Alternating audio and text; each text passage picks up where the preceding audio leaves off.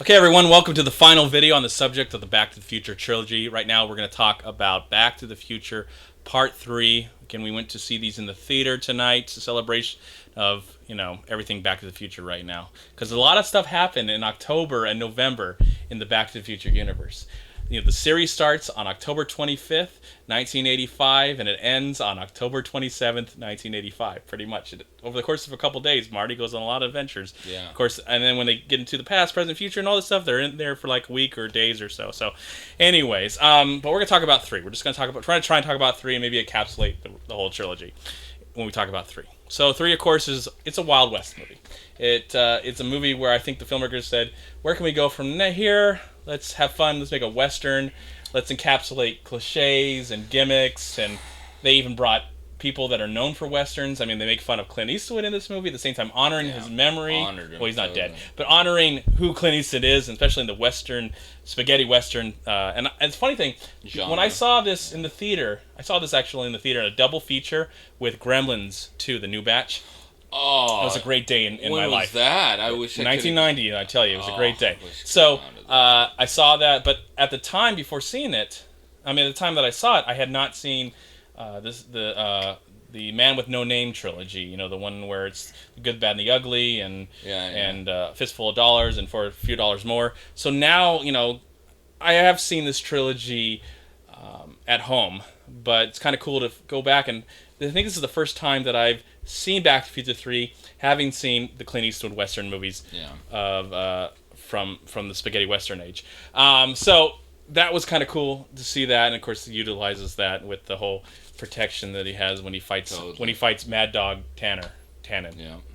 Sorry if I got that wrong, but anyways, you tell me about your first time experience seeing this film really quick.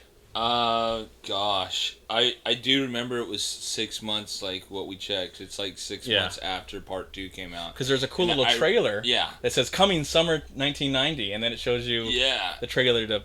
And that was the thing that I was so pumped about, because it was actually, as far as my knowledge goes, it was the first movie that had a sequel that came out that same year, like within a 12-month block of time. Like that's unheard of. They're doing it more now with like every it's year. commonplace now. Yeah. I mean, we're this gonna Star Wars 6 months. Yeah, we're gonna get a Star Wars movie almost every year now. Yeah. And so for this, it really led that way, and it just stoked the flames, because you knew that, it was a continuation, and I loved it. When I went and saw it, I remember seeing it, and it was great. The Western side of it, it wasn't played down. It really felt like a Western. Like, it wasn't like the scenery, the acting, everything. It felt like it really was going back into a Western feel, and it wasn't cheesy. And when I say cheesy, I don't mean like. I'm kind of thinking of like how Mel Brooks does his. Like, he does it like professionally cheesy, because. But it's so great thing you bring up Blazing Saddles, Mel Brooks. Exactly. There's an actor that's in Blazing Saddles, who's great in Blazing Saddles, and he's also in He's also in this film. Which was so great about this movie is that it does have these actors who are known for westerns or known for the golden age of cinema. And that some people that were in the bar, you recognize some people that were in the bar. But again, I want to just give a shout out to Tom Wilson as Mad Dog. One of the best characters in the whole movie, and I love the journey that these characters go on, and their chemistry. I think if Marty McFly. If they would have had to replace him like they did George McFly, I think this movie would not have been done well. He is as valuable as Marty is. Or as Jay and Michael again, J. Fox. this movie. All the movies kind of involve the future, the past, and the present in some way. This the one, of main course, evil character in every movie is always Biff. So he is core to this. But this one's more focused on the past. Of course, we are in the West for the majority of the film. We do see some of 1985. We do see some of 1955.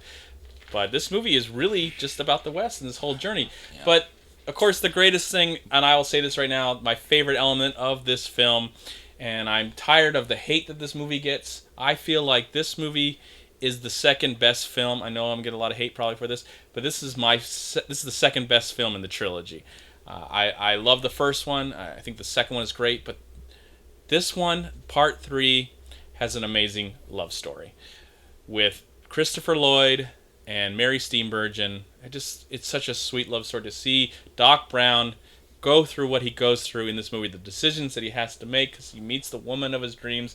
Yes, it took time traveling to get there, and she's in from the past, but it's just so sweet and so endearing. It is my favorite element of this film, Part 3. It's the reason why I would say it is a great film. People give this, I don't know why people give this one a lot of crap. They think it's like the lesser of the three. I don't think that way. And I'm not going to try and bring down the second one in any way because I think it's fun for what it is and has so many great elements to it. But this Let's be honest, man. Yeah. Like the train is way better than the DeLorean. So the train, that's yeah. what when you makes see it the train at the very end, dude. and I want to talk about. I want to talk so about that. badass. I want to talk about that because I don't know how much time we have left. Yeah. But there's an element in this film, especially near the very end, when you meet. It's always been a controversy, or like what's going on in this scene. So when you are meeting, this is my theory. This is my theory of what really happened. So you may disagree, but that's fine. Or anybody who's watching this may disagree, and that's perfectly okay. But this may be a theory that has already been shot out there, which is fine. But this is as I was seeing it for the upteen time that I've seen it and watching, paying attention. So the scene is the train comes, we meet Doc Brown, we meet his wife, and then they go, here's Jules and Vern. So the younger kid, I can't remember if his name is Jules or Vern, the younger son, but he does something. And he does this. Okay, I'm going to show you. If you haven't seen it, so you see him down right here next to his right here, legs, and so right. he goes. I think he does this. He does this. He waves his hands, and then he points to his privates. So he does this and points to his privates. So my guess is, this is my guess. Now thinking about it. He named his kids after his balls. No, this is the kid dude. This is the little kid that's doing Jules this. and Vern. No, this is the little kid that's doing it, okay? So this is my theory. If anybody's ever watching this, and I'd love to discuss it, it'd be fun to discuss it. Yeah. But I'm guessing his mom was, little kid actor, his mom was off stage, like saying, being on, because these are stage moms, and or there's moms have to be on stage when their kids are young, or the teacher, maybe there's the teacher, whatever. Someone's on, something that's associated with the kid is there. So the kid is going, I need help because I got to go to the bathroom. Wow. That's what I think it is. I think the kid was calling somebody or telling somebody that he had to go to the bathroom. Because when you're a kid, you're like, I gotta go to the bathroom. So he's like, come over here, I gotta go to the bathroom. So that's what I think. Just putting that out there. I could be totally wrong. I'm so gonna have to watch that now for that. Yeah, we can. We'll check it out. The Blu-ray. I'll show you. That's what I think he does. A little. Yeah, there was another scene too. Yeah, tell us about your favorite scene. Well, no, I was gonna say a little scene that made me laugh. That I looked over at you to see if you noticed it. Yeah. Do you remember on the scene where they're it says the Lions, like where they're at the Lion Estates. And you see the go ahead and say it. The writing what does it say? Instead of saying success, it said suckers. So it took one of the C's out and changed it to a K, and then there's the E, and then instead of the S, R, right? Pretty damn cool. So they did change success to suckers, like a home of the suckers or something like that. And I was like, that's so awesome, so dude. Do you have a favorite element that about this film? Of Part 3? I really loved the relationship that had blossomed over three movies, and you could just see the friendship where he's going back to do this.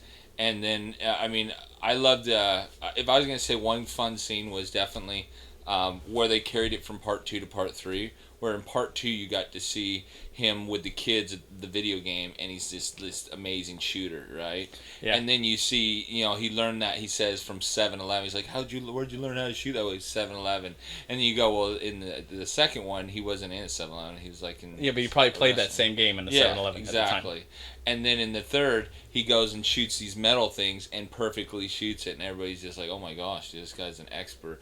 And after I saw that, I was like, what is he worried about shooting with Biff now, dude? Because, if he's that good of a shooter, dude, he'd outshoot probably anybody. Probably. But he probably doesn't want to use guns. He probably doesn't want to use any violence. It's also notable, because I think, he's Marty in this film is supposed to be 17 years old. He's supposed to be like a senior in high school, because when we go in the future, he's 47, so 30 years. So he's someone... He won't. They offer, like, what do you want to drink? Have whiskey, and like, oh, you won't even drink a whiskey. Yeah. So does he drink at all in the movie? I don't remember him drinking at all in the film. No. At least as a 17-year-old, maybe later in life, or like the character later in the future. But anyways, it was a treat to go see all three movies tonight. Yeah. I think the best part of the Part 3 was probably definitely the train scene at the end. Like, as far as like just the great. whole The train. movie to me. I know you were saying when's part 4 coming. I think If part they 4 did is never coming, and I hope it never comes because I think this Michael is J. Fox is too far gone on well his disease that maybe the only person who would probably fun to come back would you couldn't do Biff. it without it. You couldn't do it without anybody else. But Doc. And Doc Biff. Brown really likes. I mean, Christopher Lloyd loves to play Doc Brown. He's doing promotion, and then I know there's other promotion because of this great day that I can't wait to. We're going to try and find that on the internet where they're promoting this whole thing. But yeah, Michael J. Fox is going through what he's going through personally, but to me, they may not be all together perfect films. And the first one to me is a perfect film. It's perfect in every way. The other ones do have their problems, their issues as a critic, but together as a whole, this is one of the finest movie trilogies in the history of film. Yeah. The other Michael J. Fox movie, if he were to ever be able to make again, which I wish he could have, is Teen Wolf. And it's funny because guess who I know I'm not I'm just laughing at the concept. Yeah, I like Teen Wolf. I love that's for another day when we go see Teen Wolf in the theater.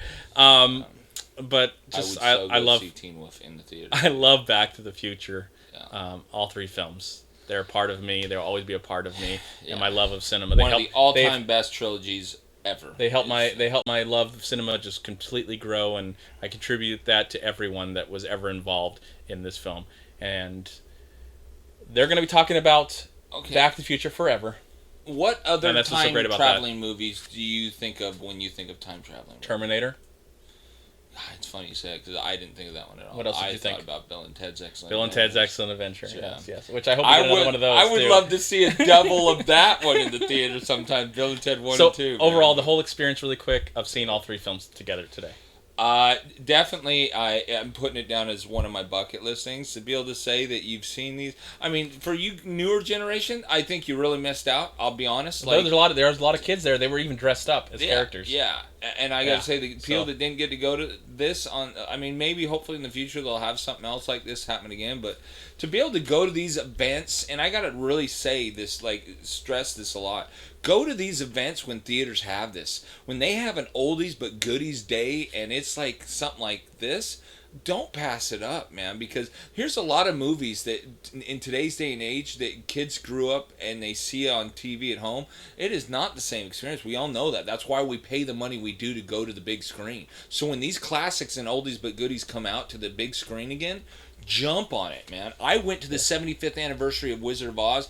Loved it. Went to IMAX on it. Loved it. Yeah. Well, for me, I do love the digital age, and I love having my collection. You see in the background, be able to watch movies at home.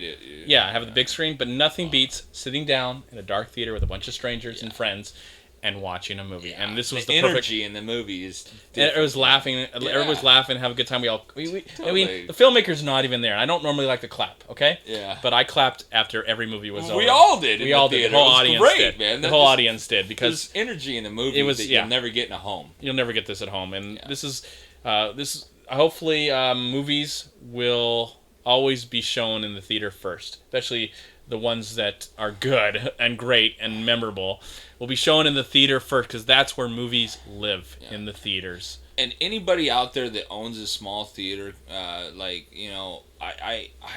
let us know. Put it down in the comments section, or people if you know of places, because I would love to have like a monthly schedule where we could have oldie but goodie weekends where we could go do movie marathons and actually go see whole trilogies or quadruple movies or whatever they are of big movie sections.